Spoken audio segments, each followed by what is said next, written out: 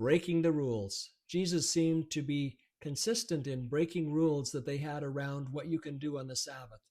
Hi, I'm Warren, a retired pastor who's on a journey to rediscover the God that Jesus knew.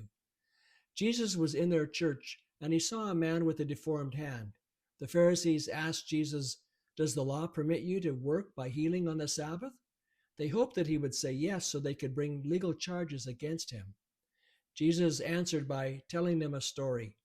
If you had a sheep that fell into a well on the Sabbath, would you not work to pull it out? Of course you would. How much more valuable is a person than a sheep? Yes, the law permits a person to do good on the Sabbath. And with that, he healed the man's deformed hand. This was not an emergency. For Jesus, it was always the right time to show mercy. He exposed the Pharisees for their hypocrisy, and they hated him for doing so. And as a result, they plotted their wicked revenge by planning to kill Jesus. The Pharisees are everywhere. A Pharisee is a professional fault finder. They believe it is a gift from God.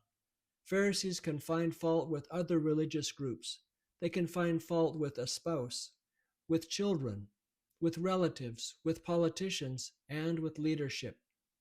They can find fault with an innocent, compassionate, serving God incarnated as a Galilean. Once the perpetrator is identified, their influence can be eliminated. This is what leads to classism, racism, and sexism. Comment rediscover for a link to the podcast.